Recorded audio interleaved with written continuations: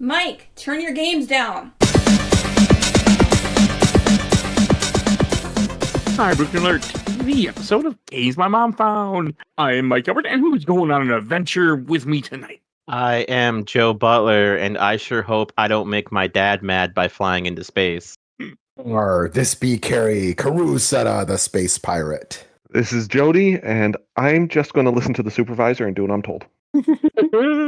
And so we are here to talk about a brand new show, something we don't normally do with this podcast. A Star Wars Skeleton Crew, created by John Watts and Christopher Ford, and came out in the end of 2024 and then finished in 2025. Huh. So it's not that long ago. Yeah. And this is... Yeah, I didn't realize it was that new. Yeah, it's really new. I kind of wanted to... I was like, I tried to sometimes get these out earlier. Acloyte just fell off because I just listened to reviews and I was busy. So I didn't want to do that for this one. Joe, you said you want to do the synopsis for this? Yeah, I remember those really stupid Rob Schneider trailer commercials? Yeah. No. Yeah, and South Park made a joke about it. So that's usually my reference for everything. So, in Skeleton Crew, Wim Wimbledon is your average kid who no one understands. He goes to a facility on a planet where everyone wants to be a bureaucrat, but he wants to be Jedi. Wow, wow, wow, wow. Whatever 90s joke theme plays. Meanwhile, he has his elephant large plus friend, and they meet two kids that they think are pretty cool. And they end up finding what they think is a Jedi temple or a place to salvage supplies. And these four kids get launched into space in an adventure that changes all of their lives and probably the economy. Very good. That is fair. So you mentioned the creators. They did all the good Spider-Man movies. What are the good Spider-Man movies? They did the Marvel Spider-Man movies. Once again, you have to... Homecoming, Far From Home, No Way Home. Homecoming, Far From Home, No Way Home, which are, I was joking saying they're the good ones, but I do like them a lot. I do like them a lot. Well, I mean... Well, I like the first two a lot. I really love No Way Home. I only seen it once. Good. I have mixed feelings about the first two movies. The third one reawoke something in my childhood that hasn't been awoken since Spider-Man 3. In a good way. I loved all three. I just know the third one is a little more controversial. I didn't think anybody disliked Homecoming. Again, Michael Far From Keaton. Home I had issues with, but not the movie's fault. Homecoming's way too boring, and the second one focuses way too much on the I'm sad that Tony Stark is dead. Those are my issues with those two movies. That's the issue with the second one, yes.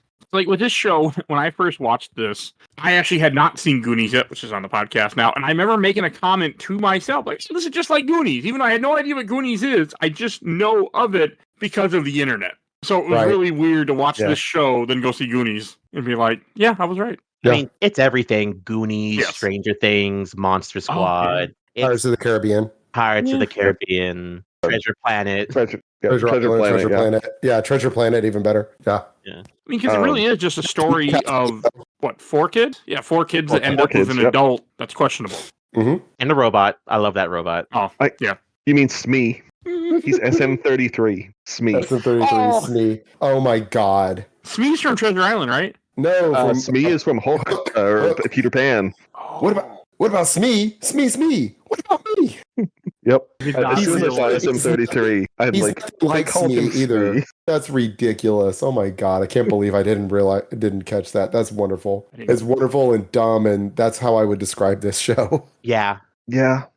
Like unfortunately, so the thing is, there's so many shows that are for little kids that are dumb, and you watch it and you're like, oh, I guess for kids this is fine. And then this one is like, this is a dumb show for little kids that I just enjoyed the hell out of the whole time. And I kept going, well, that's really stupid, but I don't care. That's fun. And that's how I felt about it. Yeah. So I enjoyed it a lot. I enjoyed it a lot, even while I kept going, well, that's dumb. That doesn't make sense. Why are there all of a sudden why are these pirates all acting like they're like just got out of the Pirates of the Caribbean ride at Disneyland? That one's wearing a tricorn hat. There's one of the pirates who just straight up wearing a Earth pirate hat. It's so stupid.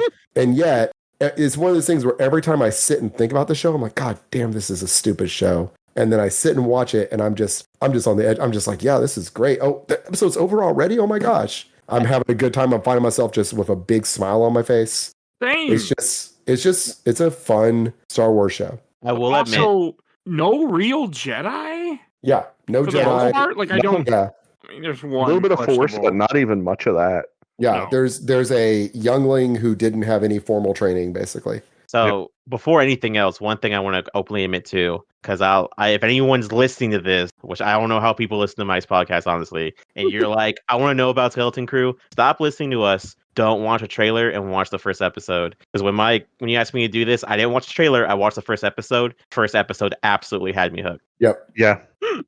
Well, I've been putting it off just because I always put everything off. And when I Same. watched the first episode, I watched like 4 one day and 4 the next. You did it That's right. the way to watch it. Yeah. I watched it 1 episode a day with my son, spread out over like 2 months. See? I watched it very slowly until today. I watched 2 episodes today, the last 2 episodes this morning. But other than that, I've been watching like 1 every week or 2. Well, then you can answer a question for me. Yeah. Because I'm just wondering, how predictable was it? Because as I was watching it, it seemed like Very. I was not surprised by anything.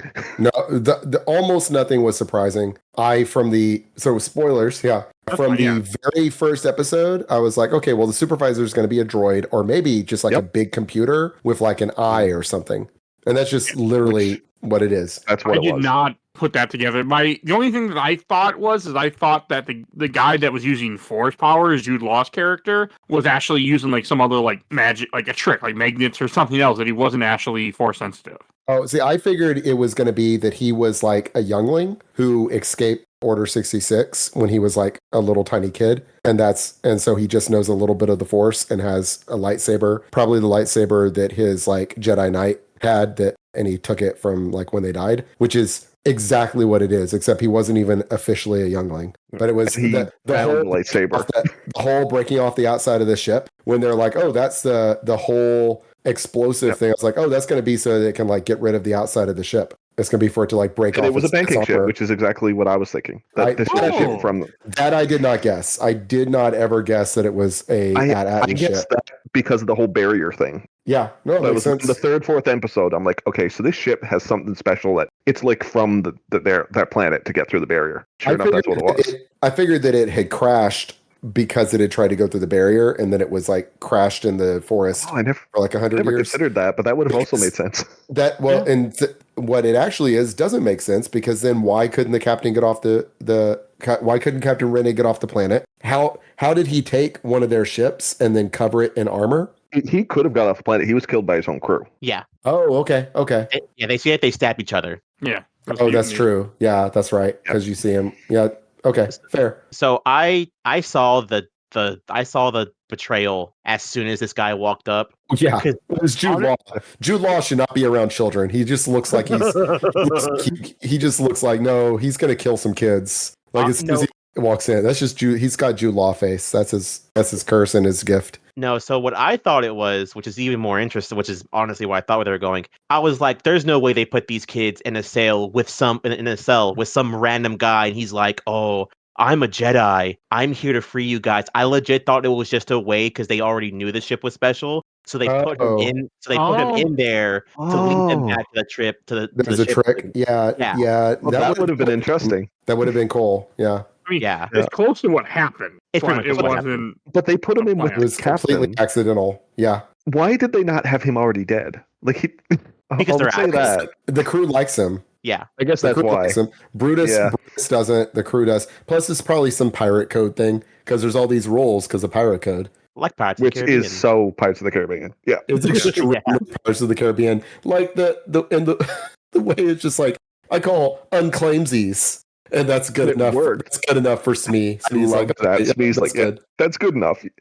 He's like, that's not how. I like how He God actually said, that's not how it works. He's He like, goes, no, "It's not good really, but enough." good enough.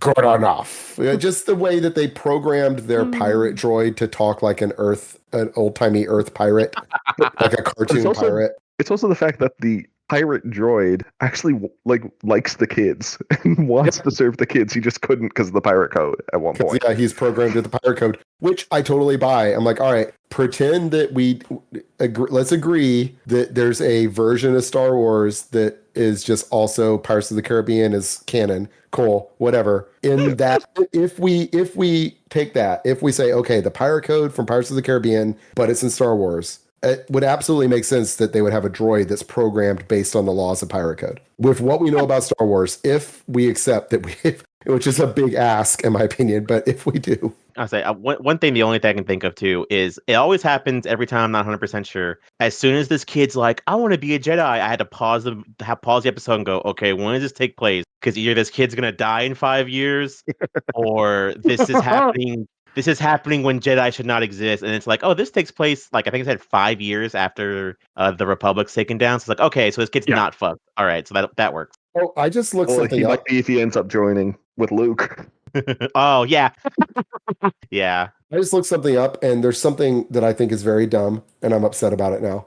Oh, what? And that is Neil is not the same species as Max Rebo, and I'm upset about that. It's a different species. He's so obviously a reference to Max Rebo. Why make him a different species? Okay, who's Max Rebo? He is the leader of the band in Jabba's palace. He's a blue elephant. Oh, him. He plays the keyboards. Yeah, I know who you're talking about now. Yeah. Oh, okay. Yeah. He's a different race. I didn't even think about that, but they are blue. He plays the red ball jet organ. You know, one of the pirates was in Mandalorian. I thought it was just they used the same costume, but apparently that's supposed to be the same character. Oh, really? It's cool. Yeah. This is supposed to... People think this takes place after Mandalorian Season 3 because of, like, the Mandoverse all kind of takes place in order that it's produced. I think it's supposed to be taking place during, Season 3, like you said. You said during Season 3, right? Yeah, or after, some point. Yeah, it's taking place, according to Wikipedia, it's 9 ABY, which is... Actually, no, that's the first... I think that's the first season of Mandalorian. You remember the pirates that were chasing Bo-Katan in the second season? Yes. Yeah, he was one of those pirates. Yeah. Oh! Yeah. It's the same place during Mandalorian. Yeah, I was going to say, like, Wikipedia says 9 after Battle of Yavin, and that's the first season of Mandalorian is 9. Well, first and second season are both in 9. Actually, no, I think, and also Ahsoka takes place during that period. So it's like everything's happening at the same time. I like that, actually. I like it because, honestly, this is my favorite time period in anything of the modern age. Oh, definitely. I definitely prefer like everything they're doing. Yeah, definitely. Look, everything's better after you just get rid of Nazis. I'm hoping that happens soon too. But before the other Nazis come back. Yeah, before the other Nazis fucking come back. Yeah. I mean, it is nice that there's no Empire, there's no Stormtroopers. Like, even much I love all that stuff, there's really no Jedi. Like, it's kind of, it was nice.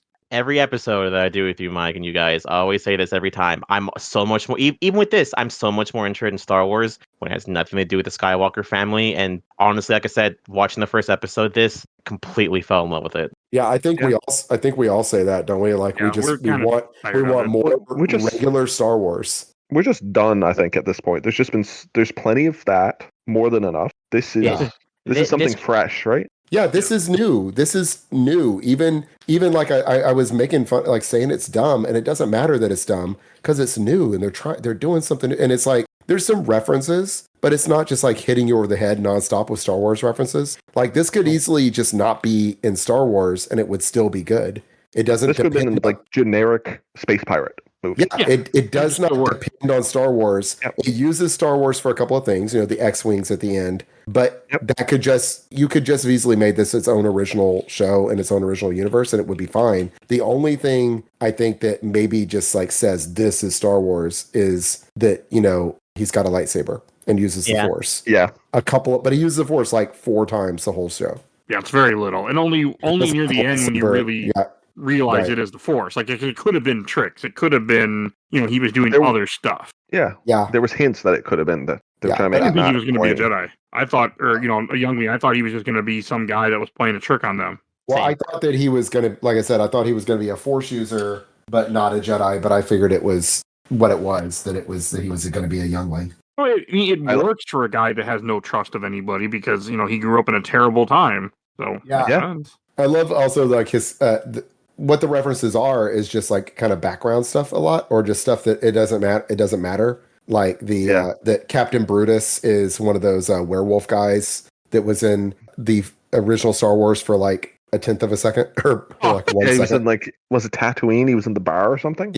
Yeah, he's in the bar in Mos Eisley. Mos Eisley, Which is wonderful because as a kid we were all just like, I mean, growing up in the 80s and early 90s, like we were all just like, at least me, I was obsessed with like everybody in Jabba's bar. And I would like pause the VHS and look at them, and I would get out my essential character guide and find them in my essential character guide and find, oh, he's a Shistavanin. Okay. They're werewolf people. Only they're wolfmen. Go research. I used to go researching all their planets they were from and everything. Yes. Yeah. Before the prequels changed everything. Before all that, when it was all like random books and when Boba Fett was a disgraced police officer named Jaster Muriel, all that good stuff. Nuh-uh. He was at one point, yeah. Yeah. Well, he was a police officer who got arrested for killing a bad guy or something, and so he had to leave his planet. Huh. This is before they decided Mandalorians were a thing. Yeah. Star Wars. I keep seeing clips. I just keep seeing clips of Mandalorian on TikTok, and I really just want to watch that show. I need to just buckle down and fucking watch it. You And the only reason It's very good. It's good. Yeah, it's good. Yeah. Very good. Especially the first season is just super good. First all- season's my favorite. It's all good. It's all good. There's a couple of clunker episodes here and there, and some decisions that I disagree with. But yeah, the first season especially is very, very good. the But only whole show is. the only reason I haven't is because the entire thing's been spoiled for me. So I'm just kind of like, Mm. Yeah, that happens. There's a lot of little things though that you might enjoy. Depending on how much you'll enjoy it with it being spoiled, because I don't really feel like there's anything. I don't really feel like there's really anything to spoil about it. Honestly, The first there's episode's like a my favorite. yeah. There's like a couple of moments here and there that hit big, not knowing they were going to happen. But there's nothing really to spoil about it. It's just like enjoying some good original Star Wars. Yeah, you can still definitely enjoy it. Without Jedi, there cannot be more than 5 minutes of Jedi in all 3 seasons. Man, it's only Season two, Ahsoka, man. really. Ahsoka and Luke, That's yeah, it. but Yeah. briefly. Yeah. Both of them briefly. Both of them are brief. They're only Yeah. I mean, Ahsoka has an episode, a whole episode, but she doesn't Ahsoka's a backdoor pilot. Right, but she does. Yeah, she has a Basically, backdoor episode, but other than that, and then Luke is in his episode for like 5 minutes, like I said, and then he's in another episode for like just talking. and the second one he's just talking, so he's not even like a Jedi. Yeah, exactly. He's not Jediing; he's just dispensing wisdom. But I like with this show, like I appreciated like what you guys are saying, all the different aliens. I didn't really think about it, but they introduce you to so many different species, and it's just like they were just it felt like a love letter. Like, hey, you remember Mos Eisley and you liked it? Well, here you go. We're just going to give you all sorts of random stuff. Did you love Family Matters and Sonic the Hedgehog? Here's here's Jaleel White. The second. That's funny to see him.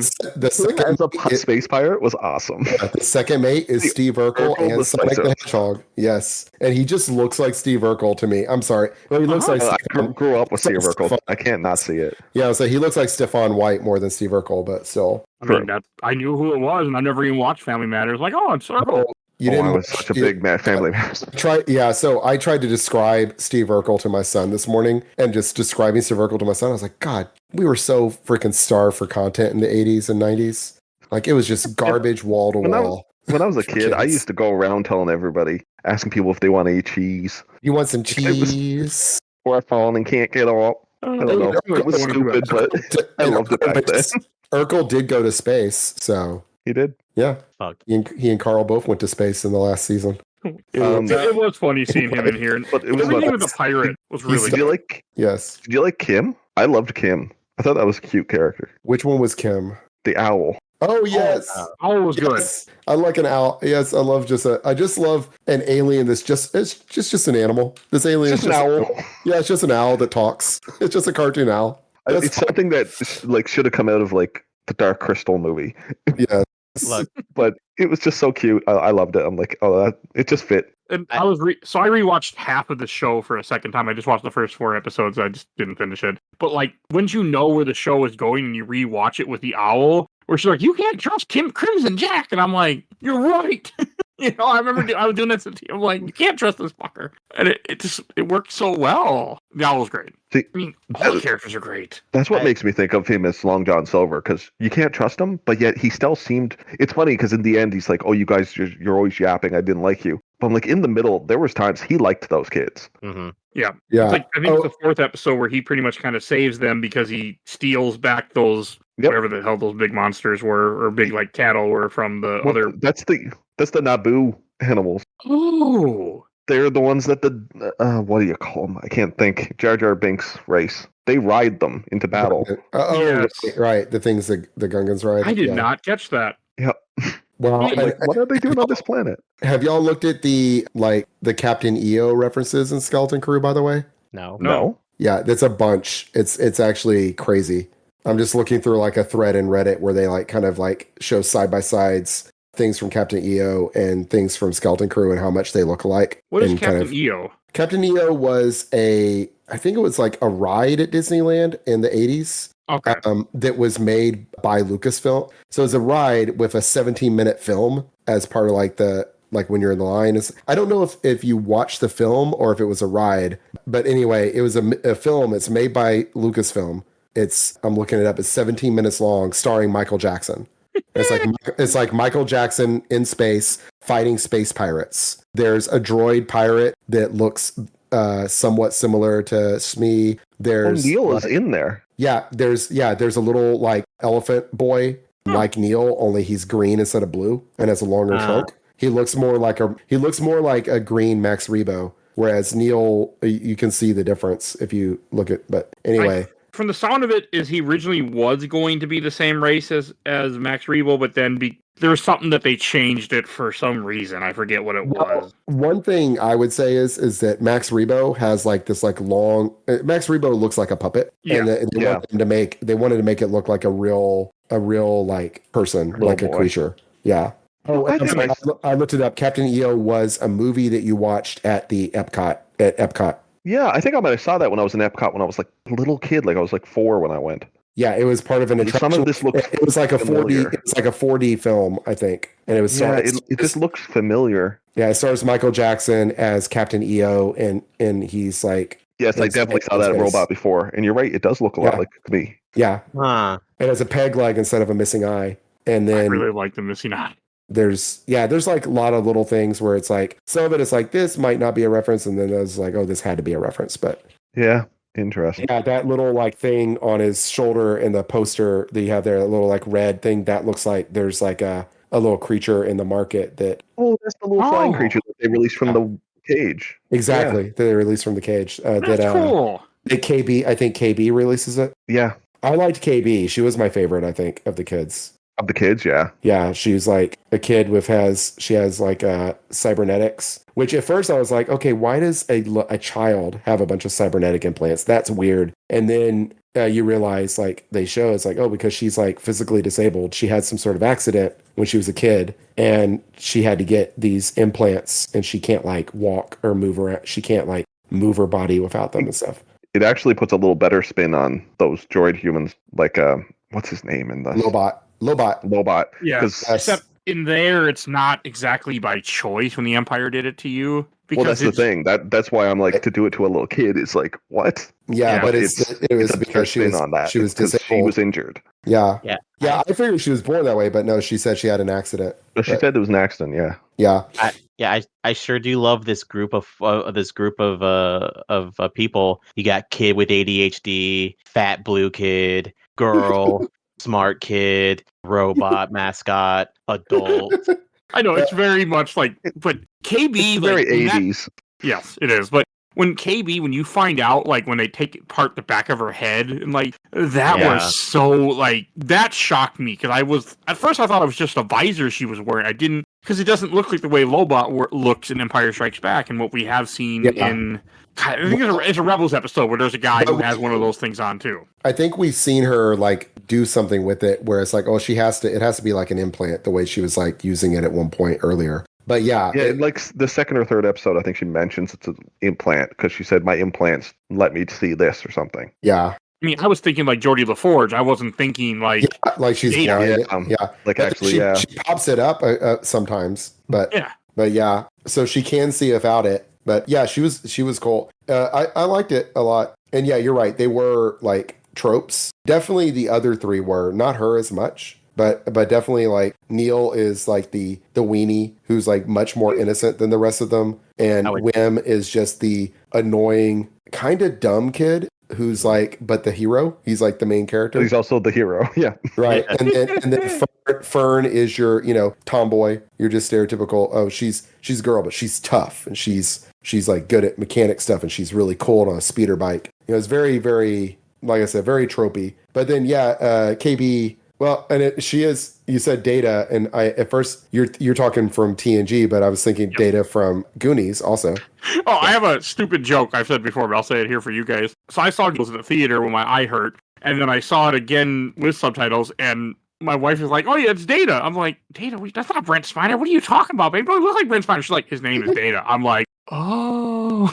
That's what I said to her. I'm like, "What are you talking about, Data? Like, not Brent Spiner? What?" It's Ki-Hoi Kwan from Everything Everywhere All at Once, and he just had a new movie just come out that's supposed to be really good too. What? Yeah, he was in Goonies? Yeah. He was in Goonies and he was in Temple of Doom, and then he stopped acting for like 20 years. Yeah, I knew him from Temple and Doom. I never knew he was in Goonies. He stopped acting for like 30 years, 30 something years. And then the next movie he's in is Everything Everywhere All at Once, which wins an Oscar. He kills it too in that role. I love him in that movie. He's amazing. He's amazing in that. Did you hear he just met up with Harrison Ford recently? And Harrison didn't know who he was at first. And when Harrison realized, he thought like Harrison was going to be like, "Oh, whatever you are." Harrison came over, gave him a big hug and everything. Yeah. It was like a really touching moment. Yeah. He has a new movie that's supposed to be really good. It's a martial arts movie. Love Hurts. Yeah, I want to see that. Love Hurts. That's him. It's supposed to be super good. I'm really, really happy to see his career kind of taken off now. Yeah. Weird tangent, but Harrison Ford, sometime he goes up in like how much I like him. He just went up on how much I like him recently as well, because I think he was on like Jimmy Kimmel or something, and they're talking to him about him being in the new Captain America movie. And Jimmy Kimmel says something about like, "Oh, well, how do you feel about the fans being upset about there being a black Captain America?" And he just goes, "Look, as far as I'm concerned, there's no black Captain America. Anthony Mackie is Captain America. I was with him in that movie. He is Captain America, and that's all there is to it." And the crowd cheered, and I'm like, "God damn, Harrison Ford! Just when I didn't think I could like you anymore, I like you a lot more now." Yeah, he's awesome. He can crash a plane into as many golf courses as he wants. I want to just correct myself. Ki-Hoi Kwan had a 19-year gap in his film career, but he got back into movies a few years ago. Before, he was in one movie. One movie before. Yeah, he was in. Yeah, it goes 2002, 2021, and then Everything Everywhere All at Once, 2022. So yeah, he had one movie before Everything Everywhere All at Once. But yes, he's Data in Goonies. He was in Encino Man, apparently. Yeah, he did a couple things, but very, very little. Yeah, because Encino Man, I don't remember him, and I've seen that movie 1,000 times. Yeah, I don't either. I think he's just one of the teens at the high school. Yeah, that would make sense. One thing that I really enjoyed in this show is whenever like it's midway through the show, but Smee's always like, "I don't remember or how does he say it? I can't remember no." Yeah. Can't say I remember no Atten. I love that. Say I remember no Atten. He just keeps saying it over and over again, like he's been programmed specifically to say that. I didn't catch it, but when I rewatched it, you can see certain parts where he's talking about something else, and all of a sudden they bring up Atten, and he just goes in that, and like I did not catch it how it's his programming. Yeah, and at first it just sounds like silly pirate talk until you think about it. He's saying, "I'm not allowed to." Yeah. I can't say I know anything about any Atten. He's saying specifically he's not allowed to say that he knows anything about Atten. Yeah, I love it. I realized when the name of the episode was that. I'm like, okay, so that's going to be explained, because I thought it was just a glitch in his programming. They kept saying it that way. But then I'm like, when it's the name of an episode, I'm like, okay, there's something more going on here. You're right. I'm surprised this is only 8 episodes. It feels like it was longer, and they're only 30 minutes. Also, they're short episodes. Yeah, I thought it was going to be longer. Yeah, it's 8. There's only like 1 or 2 that are over 40. Yeah, they're mostly 36 minutes with the credits, but when you don't count the long credits, they're like all right around 30 minutes almost. Except for they do have a long, what do you call them at the beginning? Yeah, big recaps at the beginning of every one. That too. But the end credits are like forever on them also. That's just Disney in general lately. That's what Disney Plus does. But it's well, Disney Plus wouldn't skip them. Normally, into it, it'll actually just skip the episode. For me, it would, unless I pressed it, it went through all the credits first. Yep. But if you press the button, then it goes ahead and skips it. I had the opposite problem. I'd have the next episode thing pop up in the middle of the fucking episode. I'm like, I still have like 15 minutes of episode left. Really? Oh, that's weird. Yeah, it was weird. They're like, don't you want to watch more? I figured out the Atten twist as soon as they were talking about it, and he said it randomly. Like, I'm like, oh, he's programmed, because I very specifically remembered her being like, oh yeah, I do that to my. When she says it later, she's like, I remember doing it to my droid. Yeah. I'm like, oh, they very much showed her telling her droid to fuck off earlier in the episode, just to Like that. Just Yeah. to show it. Yeah. She's abusive to her housekeeper droid. Like they're sentient. We've seen that they're sentient. You're like making her go like sit in a closet. I find it hilarious. Like they're that abusive with the droids and that, but then they also listen to the supervisor. Yeah. Well, they Well, don't know. The basically, kids don't know. The I kids don't know yet. No, they I don't. think the adults know. The adults know. The adults say when you graduate, you would find out. Oh, that's right. That's Wynn's right. father says it. Yeah, he says you weren't supposed to find out till you graduate. That's right. Like, so you guys know you're just hiding in a bubble, making money for nobody because nobody's coming. They don't know it's for nobody. They think that they think it's for somebody, but they have to at some point be like, isn't it weird that the Republic hasn't come to pick up credits for 200 years? That's weird. They don't even know that. No. They're not No, aware. it seems like only the supervisor knows that nobody's coming. Oh, well, but wouldn't they know it? I mean, I guess they don't know, but they would see ships. Like ships would be coming. So Maybe how they long? It's been so long, they're not even aware. I mean, this is Star Wars. I mean, they forgot Jedi existed after 10 years. So, hey, it's safe to assume. Here's the Well, I guess thing. it's only been like 20 years. It's been 29 years since the Empire took over, but no one's seen that Atten. I think they say for like 100 years or more than 100 years. Yeah. Well, So yeah, I but think, it said go nobody's ahead. seen it, but it didn't mean that. I thought it took it that people in general didn't see it, but it didn't mean the Republic didn't know about it. Yeah, I don't know. I don't know. I don't think I don't. There had to Star be. Wars. I'm sure there were high level people in that Atten. I mean, in the Republic that knew about it. I'm sure. well, it's simple, you guys. See, whenever the Republic got taken over by Palpatine, they didn't need any more money because they were just being a big, brutal force. Plus, I mean, think of all the fucking gold teeth they stole from the Jedi. I mean, obviously, they wouldn't need any more money for a while. Dark joke. True. Yeah, that's very dark. It's true, but it's well, They're basically Nazis. I don't give a fuck what anybody says. They're Well- basically Nazis. Oh, they well, are. they are. They are Yeah, Nazis. of course. I mean, Yeah. hell, they, And I was in Auschwitz a few years ago. That kind of stuff is exactly what the Empire would have done. hmm yes. 100%. But obviously they didn't care about money. They were too busy about being an enduring force. I mean, I'm pretty sure they probably, besides killing the Jedi, they probably also like killed. I mean, obviously they killed small planets. They blew up fucking Alderaan at one point. I They love broke the Alderaan. comment Well, about Alderaan in here. Yeah, Well, they burned Mandalore and took all their Beskar and turned that into money. Yeah. Because we saw them. They Oh, used that yeah. as money.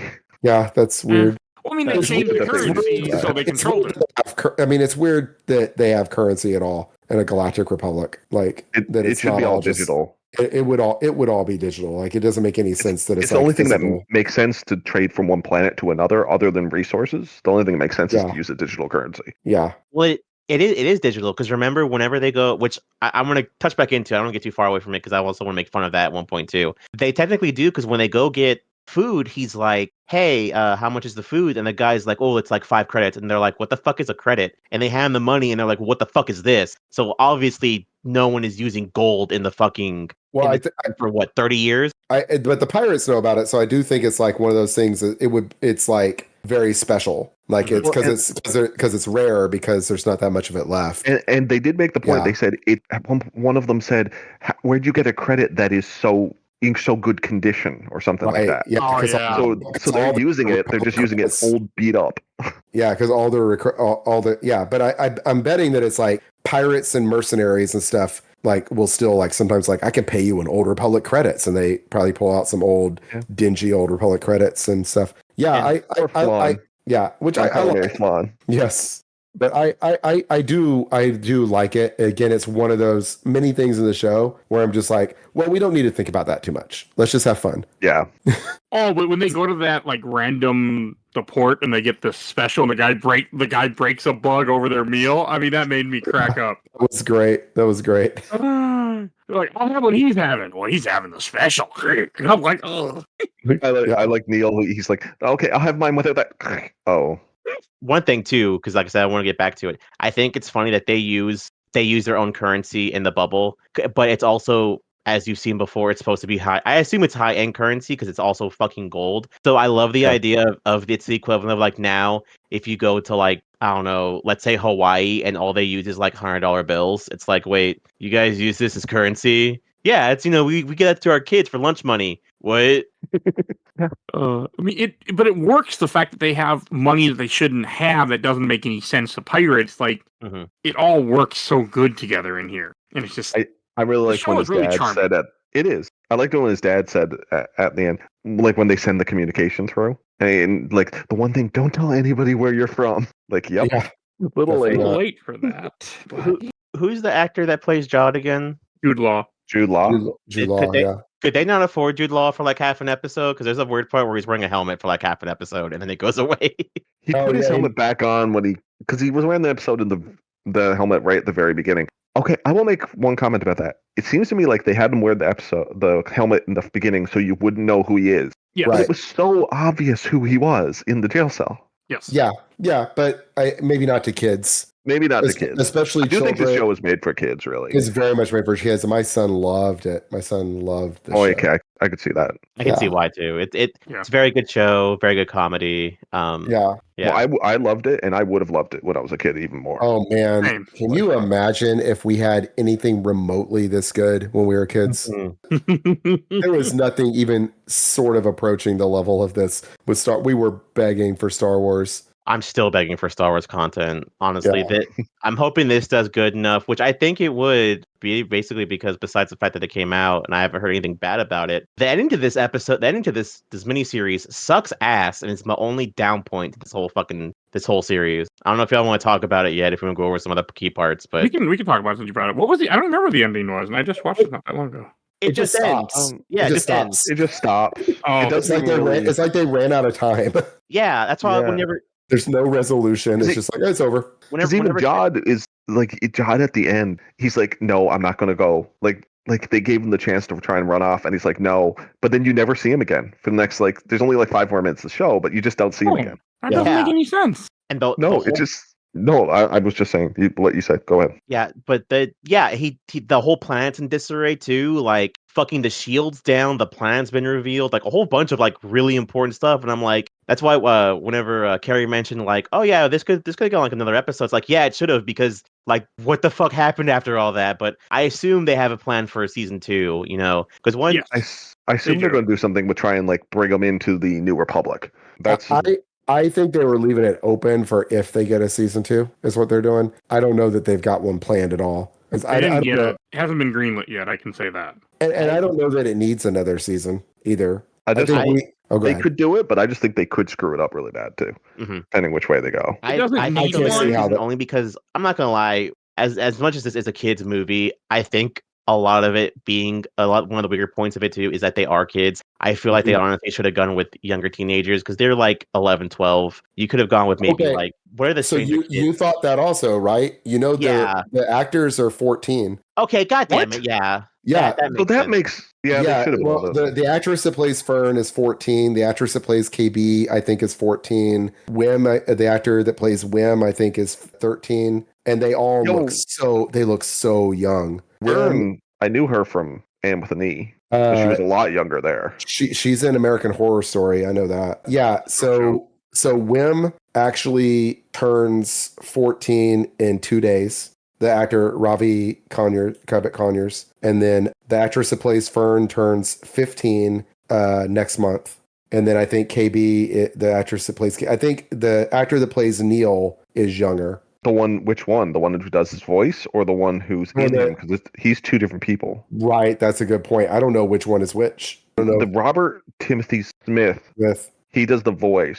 I've seen him. He's a little older. Yeah, I can't tell how old he is. He looks young. He looks young, but I'm pretty sure he's older. I gotta see if I can see. I bet he is. I don't know. They do like to do stuff like that. But I mean, look at what Stranger Things did. I mean, you take 20 years to get out your. I'm joking, but you take forever to get your seasons out. Your kids grow up. Well, but they didn't take forever. They wrapped shooting in 20. Well, okay, never mind. They wrapped shooting in 2023, so that would make them about 12. Okay, that makes more sense. 11, 12. Yeah, okay, that's fine. Because my son is 12, and he's about the same shape and size as Wim. So. Oh, actually, the one who did Neil's voice is actually a year younger than the rest of them. Yeah. See, I was thinking I had looked it up at some point, and I was thinking that. So yeah. Well, I got the feeling he was the baby for the group, and I say that because I would die for that blue elephant kid. I love him to pieces. Trying to see if I can figure out how old the one who was in the suit was. I mean, I hope we do get a second season of the show. I mean, now I rewatched it and I see what you mean, where it just kind of ends. The ship shows up and then the show just kind of ends. I mean, I still enjoyed it, but I do want a second season. I mean, it's not as bad as like Acloyte that ended on a fucking cliffhanger. They're like, oh look, we got season 2 all ready to go. Oh, never mind, we're too woke for 2024, so we're canceling it. But I was gonna say the actress that plays Fern's mom is the voice of Iron Man's armor after he Friday. Oh, Friday? Friday, Oh, yeah. That's cool. Yeah. Which makes sense because it's the writer and director of the Homecoming movies, which she's in the second home. Yeah, so I like that when directors like reuse actors a lot, like give them more work. That's cool. And I liked her. I liked her character. I did too. Yeah. Yeah. My son also pointed out, and he was very pleased by this, that KB has 2 moms. Yes. I thought that was good. I hope that pissed somebody off and they have to just sit and be mad about it. You know it did. In today's world, it did. Yeah. Good. Fuck them. It's okay. My brain's wired kind of fucked up because I was sitting there watching the show whenever it's like, oh man, Fern would leave me in a heartbeat, and then it goes to them being like, whenever like he what the fuck is his name? Whenever Wim saves KB, and they're like, you don't want to be my friends, like we're always friends. I literally sat there and went, ha, gay.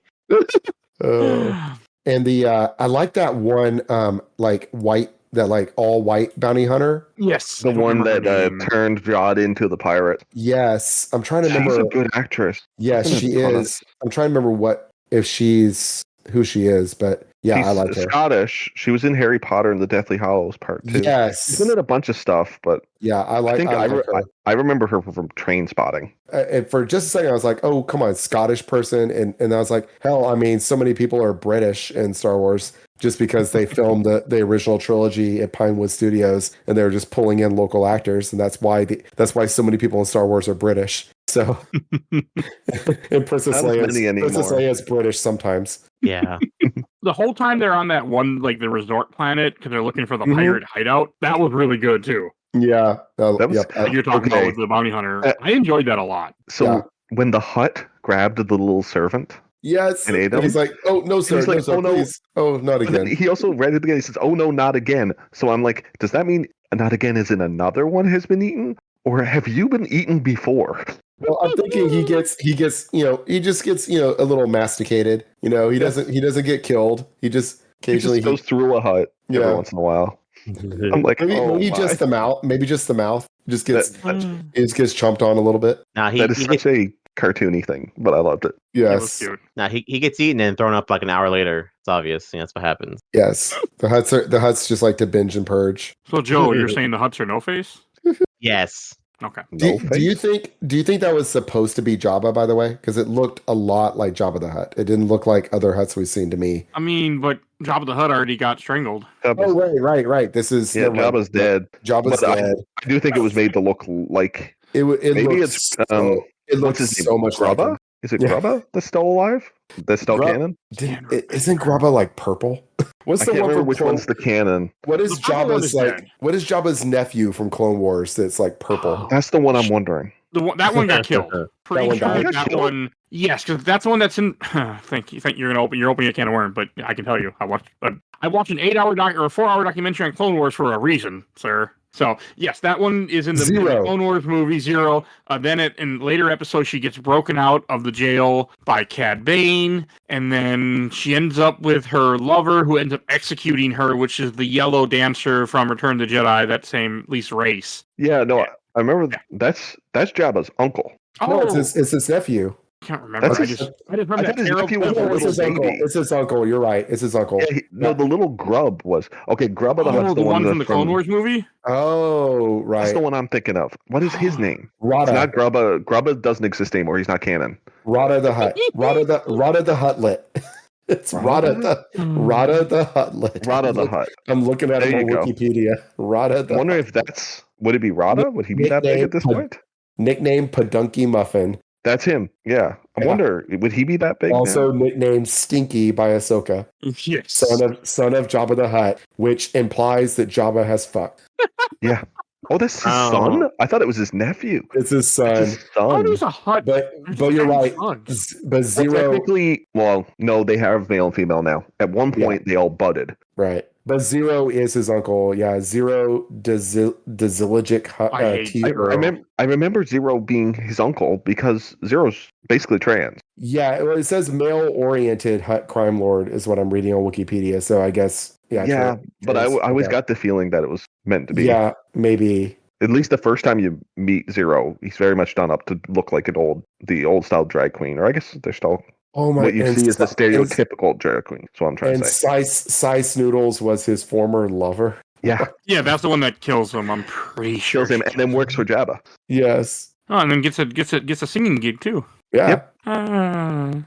A good one in the original and a bad one in the re-release. Oh my god, that scene is God, that is the worst. Still gotta look up that original. That is the worst thing they did to the of all the things. That's worse than Greedo firing first. Freaking Cy Snoodles new song. I hate everything about that scene. Oh, it's the worst. It's the worst thing ever. Okay, anyway. Okay, now I'm dancing to it, so I like that scene. So what more do we have to say about I do want to talk about the ship. I like the idea that the pirate put on different armor and that this pirate is a legendary pirate that they all know about. And it's nice that this show has pirates as a villain and not the Empire or anything else. Like it worked good that kids are fighting pirates. Yes. Yeah. I think that's a really good idea. And it also fits like a new government. You have a new government coming out, so it makes sense that you have more pirates because everything is a mess. Yeah, they don't have control really over the sectors. No. Yeah, which is it's. I mean, they have to not have control so we can somehow believe that the what is it? The First Order is the First Order. I was going to call it the new order. The First Order comes. You also got to believe that that take over again. Kerry, you got to also believe that they fly now. Yeah, they do fly now. I believe that too. They fly now. Oh. I hate that fucking line. I hate that fucking movie. I like the SM-33. When you think back on it, how he told them not to blow up, don't press the hull button, right? Blow up the hull. It's like you never press that. It's because he was trained not to let anybody know about AT-AT. And if you press the button, now you know. Reveals that it's an AT-AT ship. It also makes so much more sense when they go to that other planet at whatever it's called, but the one that's not AT-AT, and the autopilot takes over when they're landing. Like I didn't catch that the first time. When I rewatch it, I'm like, oh, that makes perfect damn sense because it's we know what the ship is. Yeah, it would be used to going from these planets. So So did they create the barrier because the other 7 planets got destroyed? I think all the barriers got destroyed. I think they all had barriers at one time, and then over time, the barriers got destroyed for one reason or another, and then they got raided. Yeah. I mean, you see that one planet is a fucking mess. I would have liked to have seen some of the other planet of that. I get that it didn't make sense in the story to go there. I'm just curious to see some of those other planets now. I think it's interesting that the Emperor didn't know about AT-AT. I don't think he gave a shit. Feels like somebody. I think that's it. He must have just not cared because he had to know. Because the Republic still existed when he first took over. He didn't take over he changed the Republic to be. Yeah. It's supposed to be like High Republic. I think it's supposed to be High Republic era for what they're talking about or what they think they're in. Well, I didn't get it's like that. 200, like Acloyte time, like what they think they're in. Oh. They don't. That explains it better because it's supposed to be the High Republic era, so it's been like 100, 200 years is what time they think they're in. Because it's been so long that anybody showed up, type of thing, and like they don't even. It feels like they don't like people there don't even really know that they're a refinery. They just know about the great work. Like they don't understand. Like when that ship does land and goes in, they're all so confused to find out that that's a whole docking bay. Like they have no idea because it's been so many years. Well, they've never seen it. Yeah. It hasn't been used in their But if you were living there and that's your job, like you think, you'd be aware, like, yeah, we're a docking bay. We haven't had anybody in a long time. But again, it's the computer is in charge of it and is only giving information where it needs to give information. If you don't need to know, you don't know, type of thing. That's how I took it. I do love when he kills the computer, though. That was great. Stephen Fry. Yeah. Was that the voice? That was the voice of the computer, Stephen Fry. Nice. It was good. The computer stuff is, and how it is a computer just running this planet. It also makes perfect sense. The computer is just going to do what its programming is. Its programming was just keep printing money and don't worry about it. Yeah, makes some complete sense. My other favorite thing too that's also funny, we mentioned it a little bit earlier, but eventually, Jod obviously is a one-trick pony. He probably uses the equivalent of his force powers to kind of just do what he does. And the most thing he probably knows is how to pick up something that weighs probably less than a pound, probably. Yeah. But I also like whenever, he's also clearly not been trained either, because he uses that lightsaber like it's basically just a big stick. Like he just kind of waves it around, and yeah. So I like the small details too, where it's very obvious. Like this dude, he does not have Jedi training whatsoever. He definitely had no idea what he was doing with that lightsaber. Yeah. I laughed when Wim first turned it on, though. And That's it still shot out of his fucking hands. Yes. Well, he kind of almost stabbed pointed at the himself in the ground. He foot. almost killed himself. Yeah. He almost killed himself. I mean, a lightsaber is super fucking dangerous. That's great to see Oh, yeah. that because it's great to see. I love that. Just seeing someone who's never held a lightsaber. well because It's they always exactly talk what about how happened. dangerous. They always talk about how dangerous they are to handle if you're not force Right. sensitive. But this is the first time they've Exactly. really shown it. Just Oh, one other thing that I just caught that I didn't even think about is one of his fake names is Dash Zenton. When's the last time we heard the first name Dash? Yeah, I Dash know. Rendar. I was like, that's for the fans. That's for Yeah, that's for that's us. for the old school fans. Yep. Dash Rendar is not that new anymore. Oh no, Definder's long gone too. So And Yeah. I always want to see him come back because he had that You whole too. he had a whole novel series too that went along with that game, didn't he?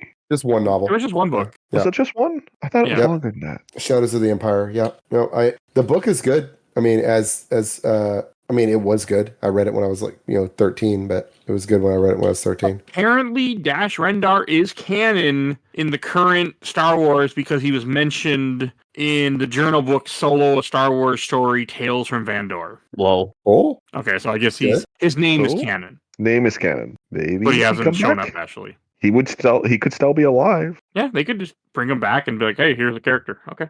he's got a cool ship. He's got the Outrider. What is the name of the ship that they have? Was it the Onyx something? Onyx Cinder. Cinder. Yeah. Yeah. That's a good name for It's a any pirate good, ship. is. good ship name. Yep. Oh, and those crabs that you see, those are all puppets. And at one point, they have all the crabs walking around. Really? At least the big crab's a puppet for sure. That's wonderful. I love that. That's awesome. I mean, I'm They happy. used a lot of. getting Oh, more go ahead. Yes, Because they that's were what I'm getting more saying. practical effects. There's a lot of practical. It was a good mix of practical and CG. Like even like Neil, it is CG, but he had like an animatronic head that they're tracking and stuff. He was CG too. I didn't realize that. I thought it was all Yeah. animatronic. It's a mix. Oh, okay. Is The what head I is what I animatronic. read. Or not, the head is CG. Yeah, the head is CG, but there's like an animatronic head under the CG basically, Oh, okay. so it interacts with things well. Apparently, that's why they used somebody else inside because he was too small Yeah. for the outfit. Oh. No. Yeah, I it's really a combination of facial motion capture, on-set performance and costume, animatronic head. I will admit a lot of this. Oh, I'm the only thing I could think of too, because of it as well. I'm really glad a lot of the stuff they learned through their journey ended up working out in the last episode. Because some of KB kind of learned how to pilot the ship, so she was able to do that. And then also, earlier the owl gave her code that came in handy. You had Right. the part. They had the part where what's the little blue kid's name? Neil. Neil remembers how they opened up the hatch on top of that building to get to the cannon, and He goes out and fires the big cannon. At Akron, yeah. Yes. and Yeah. I do love the dad showing up and riding on speeders with them, and then him being That like, is so cute. yeah. Yeah, That's a really cute moment. This show is full of cute moments, though. Like, it was. Yeah. It was. it really made me happy. I also have a feeling, that's why I said too, there's a lot of stuff through here besides the huge cliffhanger ending. There's always the other weird question of why is your mom quote unquote dead, and why does she have a bunch of Jedi memorabilia that probably should have been destroyed during Order 33? Well, they don't know about Order 66. Yeah, they don't know yeah. that at all. They think the Jedi are still all around. They did say that the last communication they received from the Republic was that the Jedi are all traitors. Right. The supervisor knows, but I don't think the supervisor's like told everybody on the planet. No, hey, I think he hit it. So actually, that's interesting because his storybook obviously told a story about a Jedi for fighting a Sith because it was a red lightsaber. Yeah. But like even the Jedi said Sith were like long gone. So I really think that's interesting that I figured it was like having a King Arthur book, you know. It's like ancient history. I just think there's something more there to that. I think there is too. Yeah. And the final credits really showed the story in his storybook up until the very last scene where it actually showed the kid. At least I could even think it was, as far as I could tell, it was the storybook. I couldn't figure out what else any of that had to do with anything. I mean, Yeah. the storybook, I just took it as like what Kerry's like King Arthur. I mean, it's a story of Jedi, and Jedi are just, they know are a fact and real. So, I mean, it fits, I think. I thought it was funny just how like analog his book is, which is good because it's it fits in with like 1980s Star Wars stuff, but it looks better than they could have made it back then. But it's still just it's one of my favorite things about Star Wars is the like and same thing of Alien, the Alien franchise is it's like sci-fi from the 80s, and then in the newer movies they stick with that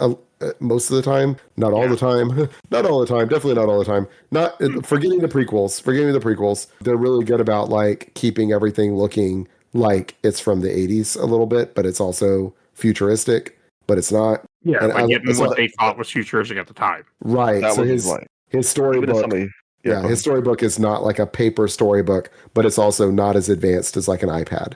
Yeah. The only other thing I can think of that does that, which is also a reason why it's one of my top favorite horror games, Dead Space. Mm-hmm. Yeah. I'm a fan of chunky future. I'm sick of this slick bullshit, smooth pattern. Dead Space looks like what if we made a space station now? Yeah. Like right now. I mean, if we made one right now, I mean, you'd have certain parts of it just fall apart and you'd fly out the door if it was made by America right now. So. Well, yeah. But then there's things about it that aren't. There's things that are futuristic, like the powers you have and the cutter and all that kind of stuff. But yeah, no, Dead Space is amazing. I can't play it. I tried, but I appreciate it a lot. I like to watch it, but I'm too much of a pussy to play it. I was just like, game. Yeah, I can't. I don't do horror games, but I will watch them. Yeah, and Dead Space. I can't even watch it. I read it. I read the entire story because I'm very interested, but I can't watch it. It freaks me out. I get it. My favorite thing about Dead Space is that the instead of a HUD, it's like you're actually looking at your health like on your back and stuff. I like an in-world HUD. Look, fear is the mind killer. System Shock. Yeah. System Shock's also chunky future. Mm-hmm. It is. Yep. I like System Shock for that. Like a chunky future. But anyway, I liked his book. You can see the pages actually flipping. It kind of reminded me of a Magic 8 Ball a little bit. Made me think of an Etch-a-Sketch. Yeah. Yeah. Oh, yeah, like this computer. Looks like the same, but that, Oh, yeah, he was using like an Etch-a-Sketch when he was at school. He just straight up using an Etch-a-Sketch. I really like he was. That's true. He actually made the design. I didn't even think about that. Forgot about that. Yeah. Also, what a weird future where you have to figure out what your job is at like 14. Oh, I mean, I think that's like, isn't that with China with their exams, like when you take like exams in like their version of 8th grade, then if you don't score high enough on them, then that's it. Like you're not going to be able to go to college. Yeah, I think most Asian cultures, I know from Japan for a fact that their high school is like super not mandatory, but also their systems are also very different from ours because we have a high what is it called? We got like a lot of stupid people here. No, we have a high grading system because of it. Yeah, because technically, like I think like a 50 here is failing, but like a 50 in Asia is like a C because you know half of the material. Right. That's interesting. But yeah, I think it's like in China, you take these big exams in the at like age 14, and then they determine whether you go to the high school for kids that are going to be like laborers or the high school for kids that are going to go to college, and you're stuck. That's it. Once you and even then going to college depends because if you're from a rural province, only like 1 or 2 kids from your schools ever get into a college. Yeah, but so it felt real. It felt very. So it's very much that. It's the very bureaucratic system that they use. Like it's over there. It's like it's a very I mean, it is kind of like almost like a communist system. Well, it's also a system where you got to think that. Atten, I mean, well, you also got to think that it's a system that there's very much there's only a set few jobs that you can do. Like they have no police force because that's droid. They have no adventurer type thing because you don't leave the planet. So you only have knowing all these things, right? It's the most like cheerfully dystopian that Star Wars has ever done. Yes. Yeah. It kind of made me think of like Logan's Run a little bit, if you've seen that. Yeah. Yes. Like the society in Logan's Run that's kind of what it made me think of. I mean, they're not like society in the movie, I assume, not the book. Yeah, I haven't read the book. I was thinking of the movie. Yeah, the book's more all about pleasure, similar to Fahrenheit. Oh, okay. I was thinking more like the movie where it's very where it's like it's just like a very like idyllic thing, and then but also you die when you reach a certain age, like we kill you. Yeah. And it's similar. It's like, oh, is this like idyllic thing? Anyway, there's like 3 jobs, and you have to decide which one, and you don't get to decide which one you do. It'll be decided for you based on a test you take when you're 12. And I think they only named 3 jobs. I don't think there's a lot of supervisor? jobs there. Yeah, No, you're exactly. not. No, I think And- that's it. Like, And this idea of like having your society is, but it's a very, like I said, it's a very like kind of, like cheerfully dystopian socialism, like where it's like you're kind of like, we're all working toward this one goal together. We all have this one goal. And isn't it great? We all have this one goal. What's our one goal? It's the good one. It's the great work. It's the great work. Yeah. What's the great work? It's the great work. Everyone wants to do the great work. You want to be part of the great work, don't you? It's very, like I was saying, very brainwashing. yes. Oh God, yes. That's what I was like. Like this feels kind of fitting right now. I feel like, and the dad's never home because he's working all the time. I'm like, feels fitting. But it is kind of that thing of like, cherishing collectivism over individuality kind of thing is I thought it was very interesting. I say this a lot. I mentioned it for something else. I want to say it was probably like what is it? Control in the Alan Wake series, where I want an office style control building. I also wouldn't mind an office style of this too, where it's just like, it's everyone just kind of living their life doing weird office shit in Star Wars universe. Yes. Yeah. You know what also has made me think of now, because I just started watching it, as Severance. And the office. I just read the premise for that. That's interesting. The office they work in Severance is like, and also just kind of that like idea of Severance. It just kind of like it makes me think of this thing where they all have like, they're all working for this thing, and it's kind of nebulous what exactly it is they do. Which now we know, but at the beginning of the show, you're like, what do they do exactly? You're a systems analyst. What does that do? What is the point of that? Mike, have you seen that? No, because it's on Apple, and I hate Apple. Yeah, so that's me. I thought I was never gonna watch, because I don't do any I don't own any Apple products, so I'm like, I'm not gonna pay for Apple TV. But I bought my mom some Roku devices for her new house, so she can stop paying as much as she's paying for cable. She's still paying for cable, but her cable provider like charges for every room of the house that you have, which is insanity. So she's paying $50 extra a month to have TV in her her sewing room and TV in her bedroom. And I was like, I'm just going to buy you some Rokus for each, I'll buy you a Roku for your workout room, a Roku for your sewing room, Roku for your bedroom. And then you can use cable in the living room, but you can use the Rokus. And so, because Roku sticks are like $18 each. And then they came with 3 free months of Apple Plus, or Apple TV. Listen to me, Kerry. I'm telling you this with both my hands on your shoulders, like right now. Yeah.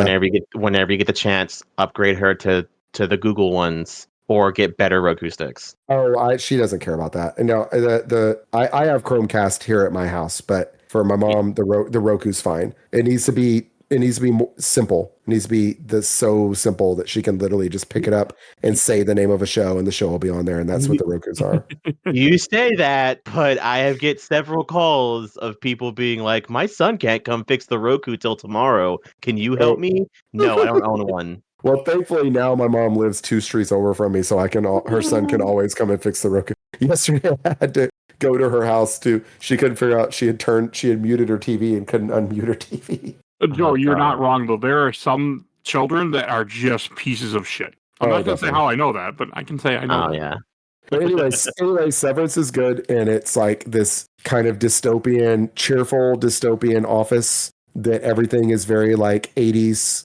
It's very like 80s technology, but then they'll pop in a DVD. So it's like these like 80s workstation computers, but then they'll put a DVD into it. Or it's like these like 80 workstation computers, but the GUI on it is like more advanced than it has like animations and stuff to it. It's very interesting. So and it made me think of this. Kerry can confirm if I'm wrong. Mike, from what I've seen on the clip on the TikTok, the reference for Severance is whenever you go to work, your brain shuts off into a different personality. So your work you and your normal you are 2 different people. Yeah, I know about it. I just haven't watched it, but one of the podcasts I listen to a lot, Comic Conspiracy and Geekbox, they talked about it a whole bunch before. So I know like the gist of it, but I do want to watch it. I'm just going to pay for Apple. I'm just waiting for the day when it's on something else, and I'll catch it. Yeah, it will never be on something else, but wait till you get a free trial from something like this, and then just binge it. Or I'll just download it other ways. You will do something. You will buy some random. You'll get a new TV or something, and it'll come with a month of Apple Plus, and then just do that. Oh, maybe. Okay, that I would do, but I will not buy an Apple product because I hate Apple. I'm the same. I don't buy Apple products, but yeah, the Roku 6 came with three months. I was that was what was surprised me. 3 months, so I got time to watch all the stuff. I just bought a I do Roku wanna like a watch couple months Severance. ago, and I never got that. Yeah. See if it does. The only problem is I had to go over to my mom's house and activate the Apple Plus with one of her Rokus, and then now I can watch it at my house and on my phone and all that stuff. That was funny because there is no Apple Plus app on Android phones. Yeah. But it works perfectly in the Chrome browser on my phone. It plays better in the Chrome browser on my phone than Netflix plays in the Netflix app on my phone. It's so That's because seamless. But the Netflix app doesn't work very well. But it doesn't. But my point is just that it just works so perfectly, and it makes me go, well, maybe there is some of this Apple shit, but I'm still not doing it. I mean, there is. Apple is a good company. My issue with Apple is stupid, but it all comes from when I first got my first smartphone. The phone I got, the Photon, whatever, was $1 with a 2-year contract, and the iPhone was $100 with a 2-year contract. That's what started my hatred of Apple. Is that dumbness, and then the way people get about Apple products, and they cost more than they should, and my father-in-law. My problem was I couldn't get it to do what I wanted, so I that too. sold it and bought another stuff. My funny story, I love telling this story, is the reason why I don't like Apple. My sister is an Apple person, and I don't know why she continues to be an Apple person, because when I was like 17, 18, I had gotten a cell phone, and they're like, here's your cell phone. I'm like, cool, can I upgrade it to a smartphone? Because it was literally a flip phone in like 2011. And they're like, yeah, whenever the upgrades do, we'll get you a smartphone. I was like, oh, cool. And then my sister's iPhone factory reset and ended up showing her a bunch of text messages from whenever she was like 15 with her shitty boyfriend. And then and then when she's like, oh, that freaked me out, I'll just factory reset it again. It literally like short circuited and like basically got really, really hot and almost blew up. And they're like, we got to use your upgrade for your sister, not you. And I'm like, why do we have Apple phones again? I'm getting an Android. Fuck you guys. But see, I'm happy to know that I'm not the only one with a petty reason that started their hatred. Yeah, mine is just that I don't like how locked down they are. I want to go. They are. Everyone like like in 2024, like all the people with iPhones were like so amazed that now we can actually do retro game emulating on our iPhones. I'm like, I was playing Super Nintendo games on my Android phone in 2009. Like, welcome to my Android phone. Yeah, welcome to 15 years ago, iPhone owners. Like, they're always like crowing about all the new features they get that like Android phones got like 3 years ago. Like, oh, y'all have USB-C now. Welcome to 2018. Like, I despise Apple products. But anyway, but it's mostly just also that I can go on eBay and get a used Android phone that's completely good for like $100, or I can spend $1,900 on an iPhone. It's like, no, I'm good. People collect old iPhones too, by the way, in box. All right, this is Nerds Talk About iPhones. Fine. So I do want to talk about the barrier a little bit. I think the idea of this barrier is really cool, how it's a planet hidden in a nebula. I feel like Star Trek has done that too before. Yes, definitely. And I like this idea because they've done it in multiple episodes. It makes sense that your mint is hidden because pirates and everybody else, like it just makes sense. And the way that I kind of take the reason that they don't know a lot about, or why they kind of been also hidden from the radar, is like you think about, you have the war happening with Clone Wars. I mean, that was not that long. That was near the end of the Republic. But like we've seen how bad the Republic is near the end. Yeah, and all the other jewels of the Republic were destroyed, and so most people are probably just like, you tell them about Atten, and they're like, oh, I bet Atten was destroyed also. Like, I bet that's just a myth that it survived. Yeah, whoever very common that whoever was in charge of it either got killed or something, or just didn't know. Like, yeah, it works. It fits the Star Wars world just fine. It does. Yeah, agreed. I thought barrier's cool, and then when they disable it, and then because one comment that I was watching a YouTube video, they made a comment about how the New Republic comes to help them, where the New Republic didn't come to help the planet in Mandalorian.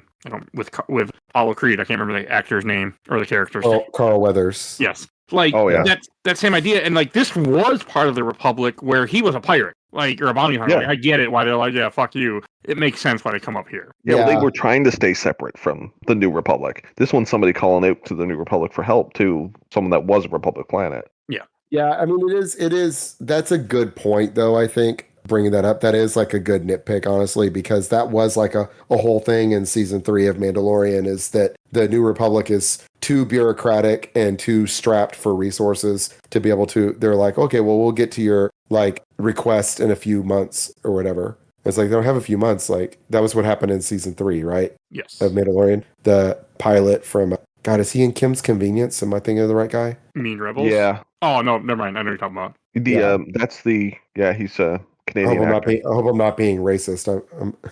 I believe he's in Kim's Convenience. Well, he's the main. He is Kim, Mr. Kim. Yeah. Okay. Good. Okay. Yeah. So I'm not. He's only he's like one episode of this, I think, or 1 or 2, but he's barely in this. But it's cool that they did something to kind of have it connected. Was he in this also? Yeah. If you're talking about Oh. the Asian guy that flies the X-wing. Yeah, the X-wing in Mandalorian when he's trying to help him. Yep. He's also the same guy that you see. He's not in the credits. He's in an episode of the show for sure. 1 or 2. He's in Mandalorian and Ahsoka, but they don't show him in the credits for this. Where he was in this. I don't remember seeing him. Yeah, he's in Mandalorian, Book of Boba Fett, and Ahsoka. That's his only Star Wars stuff, according to IMDb. I did get the impression, though, one of the reasons they came for this is that, at least since Kim had already called about Crimson Jack, maybe these particular ones were ones that were trying to catch pirates. Yeah, I think that's a good explanation for it, is that these were specifically these X-Wing pilots, like their squadron has been chasing the pirates. Yeah. And so I think actually that is plenty. Okay, I swear this guy was in this show. I'm going to look it up now and watch. I don't remember seeing any X-Wing pilot in the show. The only X-Wing pilot I saw was a woman, and The one that and she's in the talked to credits. Kim briefly? Yeah. Yeah, that's the only one I remember. X-Wing pilot Kale Tan, played by Caitlin Moore, Hmm. who is not been in. This is her only thing she's ever been in as an actress. Really? Yeah, she's like a writer. She's like a writing assistant. She's not even her. This is her only acting credit. Oh, the other X-Wing pilot, man, you see the side of their face and it's dark, was a Tarzunt. Huh. I could have swore I saw him in one brief, but I can't. I'm trying to click through stuff. Oh, there's another one that played by Andy Powers. I'm finding, who was in Spider-Man: Homecoming. That's so funny. To be fair, it's all the same company now, so. Yeah, but I just like that. I like it when directors are like, "Hey, you played like a random background character in Spider-Man: Homecoming. Want to be an X-Wing pilot?" I mean, you imagine just that you get to be an X-Wing pilot on screen for like 5 seconds. I'm still in the costume. Yeah, right. Yeah, I can't. I swear I remember a couple scenes that he would have been in. So I don't know. Maybe I just imagined it. Tiva. Yeah, I just found Carson Tiva's Wikipedia article, and it doesn't mention this one. No, I like looking deep in the IMDb credits for these things and being like, oh, this guy's character was a noodle eater. This guy's a noodle eater. This guy's a greasy creature. That's cool. Huh. I just don't understand why I had that in my mind. Holiday special circus performer? What? When Neil's in the bathtub in the first episode. And is he watching the holiday special? Yeah, I forgot. Yes, I thought he was watching the holiday special. I didn't realize that was the holiday special. That's been so long since I've seen that now. That's wonderful. That makes me so happy. Lucas must be rolling around in his sleep when he saw that episode. When he saw that, how dare they mention the holiday special? It never happened. It happened, but it's not canon because it's a show they watch in Star Wars. Oh God, does that mean in Star Wars the holiday specials a bunch of fake actors pretending? Yes, that would be fair. That would be wonderful. Looks like a fake Mark Hamill in that. So hey. Yes, he does. By the way, he's not. From what I can tell, he's not watching the holiday special. He's watching a recreation of the holiday special. Oh, that's even funnier. Okay. Well, wasn't the actual holiday special destroyed? Like they don't have the original tapes. Only there's bootleg there's stuff. bootlegs. So no, on YouTube. Yeah, but it's a bootleg. It's not bootlegs. It's things people recorded off of TV. The holiday special circus performer is played by Chris Silcox, who was not born when the holiday special came out. So. I mean, they recreated the holiday special. That's awesome. They recreated. I love that they recreated the holiday special rather than use the actual footage of the holiday special. Did you say the Ewok movies are canon? No, they're not canon, but they're on Disney Plus, where the holiday special is only on YouTube. I mean, I have the holiday special. The Boba Fett cartoon from it is on. Yeah. That's Yes. it. So I mean, they have access to it, I'm sure. I have a suspicion that when Lucas sold Star Wars to Disney, there's a stipulation in the contract that they're not ever allowed to show the holiday special. I hope when he dies, they just re-release. I have a suspicion of that. But yes, from what I can tell, Neil is not watching the holiday special. He is watching a recreation of the holiday special made for this show, which is amazing and hilarious. I don't think that's true. And I've been meaning to ask about this for a while now, and I also love to cover it too. Didn't they do a documentary for the holiday special that Disney came out with, or was it like from someone else? I don't think so.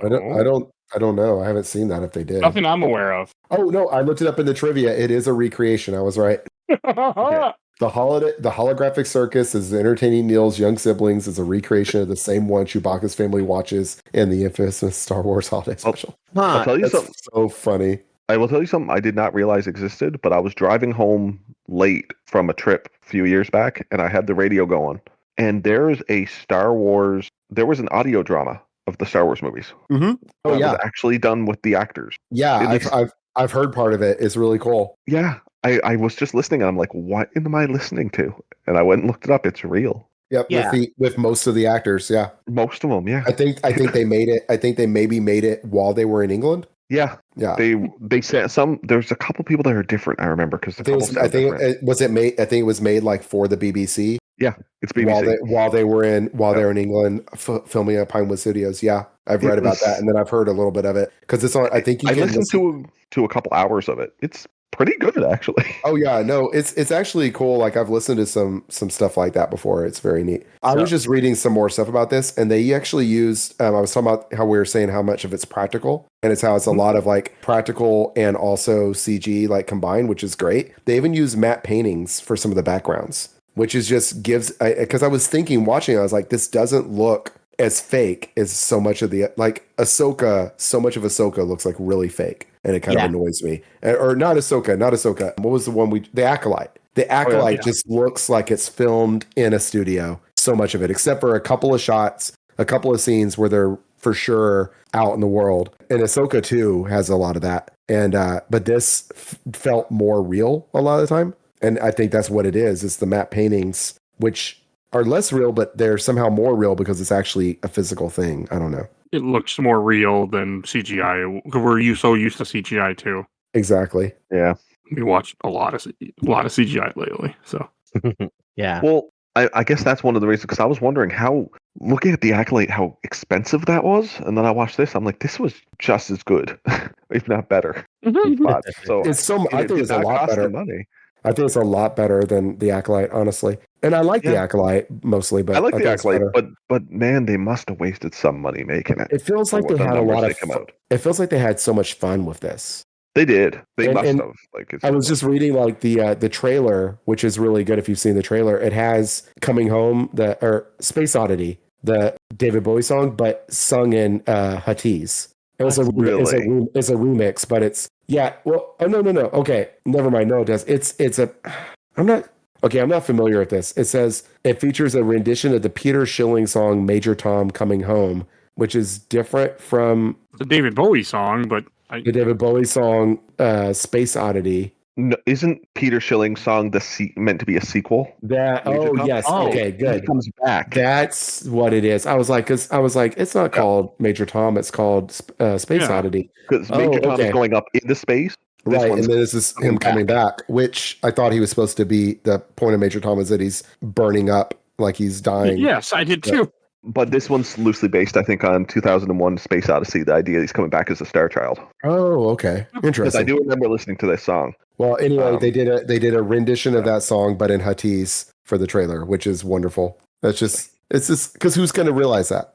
Yeah. It's not, like it's a fairly well-known song, but even then, not nearly as well-known as the original. That's a deep cut.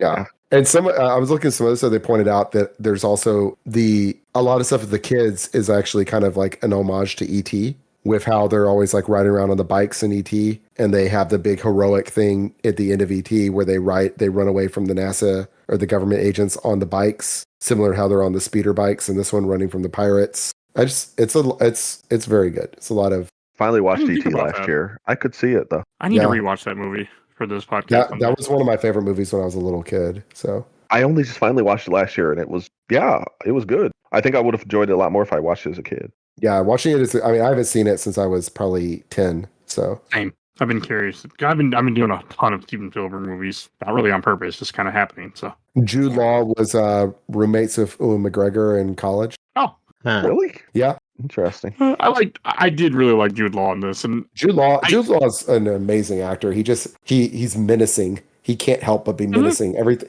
even when he's like in a romantic lead, he's menacing. I do hope we get a season 2 of this. But if we don't, we don't. I mean, like this won't upset me. Like Acloyte, I'm actually upset that we don't have a second season. So Fair. but all right, I think I'm fine to let it just be a season. I like when shows just do one season and they're like, here, we're good, we got it. Though it needed a better ending if it was going to do that. yeah, that's what I think too. I mean, my other opinion is that like this show hasn't been officially renewed, but it hasn't been canceled either. Like Acolyte was immediately canceled. They could do a different show about something else and just mention this as you know what happened there? This is happening now, so they could close it up and still do that'd be something fine. Hey, maybe that Cara Dune show we're supposed to get. Remember that show? And just do something new, but with this same kind of style and flair and the same writer-director pair. Let this writer-director have another crack at Star Wars. Because I think they've proven that they're a good combination, you know? John Watts and I forget the other guy's name. Christopher Ford. Yeah. They've like shown like they've only had like one dud, and I personally like their dud, which is Chaos Walking, which actually it looks like, oh no, that was just Christopher Ford, not John Watts. So there you go. It's the combination is what you need. You'll see Chaos Walking. Is that the one with Tom Holland? And yeah, it's Tom Holland on like a planet where you can see men's thoughts. I've always wanted to see that movie. I never have. See that. Yeah, but it came off from. It was on Amazon Prime, I think it was. It was on Netflix originally. I think it was like it went like to Netflix fast. It was in theaters briefly and then went to Netflix. But it disappeared really quick. It did because it was a big flop and it's like famously bad. I liked it, but I'm like the only person I know. It looked interesting. I'm the only person I know that even saw really it. Good. So I like the actor. That's why I wanted to see it, but I never got around to it. I love Tom Holland. Also, yeah.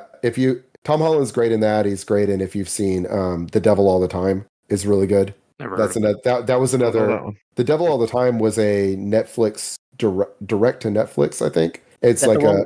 Oh, go ahead. Is that the one with Batman? Robert Pattinson. Oh, yeah. I've seen this one. I don't think The Devil All the Time. Yes, Robert Pattinson is in it. He plays the Reverend. Yeah. Yeah, and it's got Bill Skarsgård in it, and also it shows Tom Holland's butthole from the inside. What the fuck? Yeah, correct. Yes. Okay.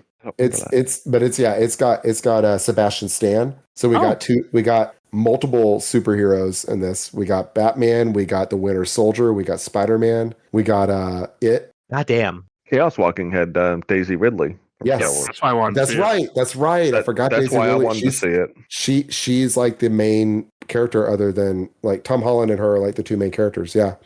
Chaos Walking is great. I love Chaos Walking a lot. World Without Women, or pretty much without women, and it's very good. Tom Holland's got two dads in it. It's great. I'll check it out at some point. Yeah, so watch Chaos Walking and watch The Devil All the Time. Chaos Walking is fun. Devil All the Time is like dark and depressing, but really, really good and long. I feel like it's like 3 hours. It feels like 3 hours long. I don't know if it is, but that's not a good sign. But all right. But anyway, it's Christopher Ford and the other. Oh well, no, Devil All the Time's not. But anyway, Christopher Ford and what's his name are a good writing pair. Devil All the Time is 2 hours and 18 minutes. Yeah, that's not too bad. That's a modern Star Wars. But Chaos Walking is just like under 2 hours. Yeah, but yeah, John Watts and Christopher Ford are a good pair. I feel they've done. I mean, like I said, they did those 3 Spider-Man movies, the 3 Tom Holland Spider-Mans. They did this. Like keep them, let them keep cooking. Give them another Star Wars.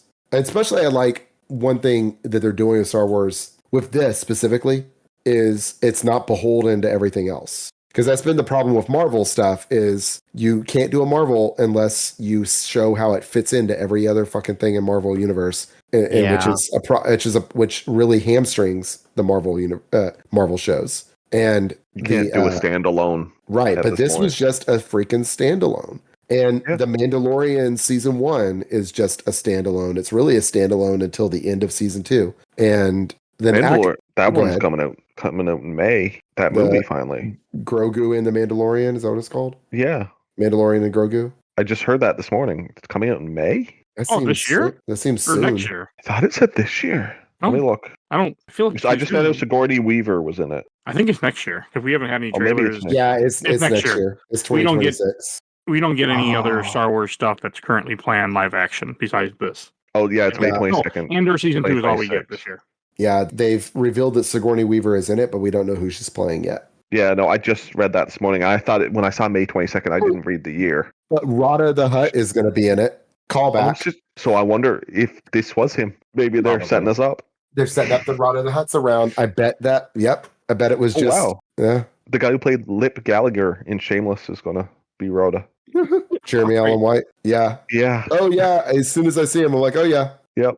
Mm. Interesting. There he is. And he's in The Bear, though. He's like the main character in The Bear, isn't he? Oh, yeah, he is the main character in The Bear. That's right. Yeah. Yeah. Which is I haven't watched The Bear weird. yet. Only the first episode. I got to finish that. It was good. I haven't watched it either. But in the Iron did watch Claw, it. he's also in the Iron Claw. I heard that was good. Don't know that one. Is he the main? He's the main character in that? No, he's not the main character in that. No, that one at all. It's about a professional wrestler. It's supposed to be Sorry. very. It's like Oscar. It's like I think it's got Oscar buzz. Maybe not. I don't know. It's an A24 movie about 1980s professional wrestlers. Oh, okay. Anyway, All right. Any Yeah. last things you guys want to say about Skeleton Crew?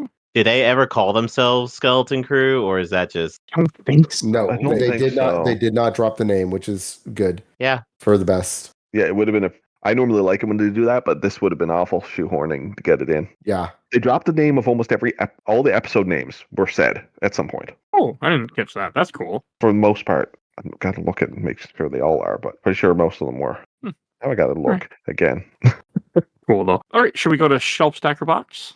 Yeah. All right. Yep. And Joe, why don't you lead us in? This is definitely a shelf. As much as I hate to admit it, like everything, pretty much Star Wars wise, except like the new trilogy, has been really, really good. I feel like whenever they learn their lesson, where they're like, oh, we should really start getting kind of coherent people to start working on this series. So hopefully that leads to good things, because I did hear they said that for the newer trilogy, they're going to keep the same director for all 3 movies, and Daisy Ridley is back. So I'm hoping all this just leads into really, really good series with at least. I'm hoping it's not a lot of. I hope it's just Easter eggs, not a lot of like what Marvel's doing with like we said earlier, where it's like, oh, you have to watch everything like Star Wars in the last like 3 years. You're not gonna get anything. I really liked it. I liked I liked the kids. I liked the story. Like I said, the ending's a little bit, but that's whatever. I like the whole thing.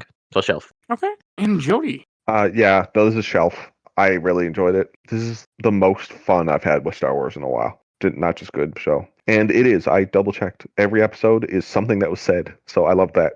Could put the quotes there. Leave the Skeleton Crew as just that's what they are. Mhm. And maybe a second season. I would watch it as long as they don't screw it up too bad. Right. And Kerry. Oh yeah, shelf for sure. Echo what they said. Like this show was great. This is the most fun I've had with Star Wars in a long time. This is great. And if they have a second season, great. If they don't, great. Very happy with it. I'm also going to put this in the shelf. I really had a good time with this show. I really had fun. And it's nice that you don't need to know everything about Star Wars. You can just enjoy it. Like it's nice. It's just a good thing for Star Wars. So on the shelf, and I'm really happy we covered it. So and it didn't take us 6 months like Acloyte. So that was nice too. So Yeah. it wasn't already canceled by the time we recorded about it. So And knowing Mike's prophetic podcast, we'll see that season 2 is announced in the next like 2 months. I know you like to say that because this will release the end of February. We're recording at the beginning of February, but that's my plan. So for those listening, you already know that. But all right, I think we should go to plugs. And Jody, where can people find you at? Check me out on Blue Sky. I'm Bakuil on Blue Sky. And around in Discord, still doing my challenge. I've got 2 RPGs. I'm almost done. Dragon Quest 11 and Might Magic for this year. Ooh. One of those a gigantic RPG I know of for sure. So I'm getting pretty close to the end now. that's Amazing. impressive. All right, and Kerry. Hey, I'm Karuseta, Kerooseta on Twitch and YouTube. I modify and repair video game consoles, stream whatever I happen to be playing at the time. Been streaming some Dark Souls 3 lately, just out of nowhere. And thinking about getting my a podcast I started years and years ago, maybe bringing that back for just an occasional format to the YouTube channel. So we'll see. Yeah, not a workhorse, multiple episodes a week like Games My Mom Found, but maybe like a once a month kind of Nobody should switch up. Unless you're making a living off it, which I'm not. But great. If you enjoyed this episode, over 750 other episodes of this podcast. We do movies, comics, TV shows, video games, all sorts of content. If you want to hear the rest of our Star Wars content, there is a ton of it. You will see a link in the show notes. So there's a lot of stuff for you to listen to and check out. If you want to support the show, we do have Patreon, a little dog vote in our Patreon poll. We have 1 to 2 polls a month, so a great way to support the show, and you get to affect the show. And if you want to be on the show, if you want to chat with us, you want to suggest things that I will someday get to, you can join our Discord. It is free. So please join the Discord. You see a link in every show note. And I want to give a shout out to my awesome intro and outro courtesy of Elena at Hell Hatsfairy. Follow her on TikTok and Instagram. And check out Gamer Looks For You with Bill Tucker. And please follow us on Facebook, Instagram, Threads, Blue Sky, YouTube, audio only. Rate and review for each podcast. I think it's everything I need to say. So we will see you guys all next time. Bye, everybody. Bye. Bye. Bye.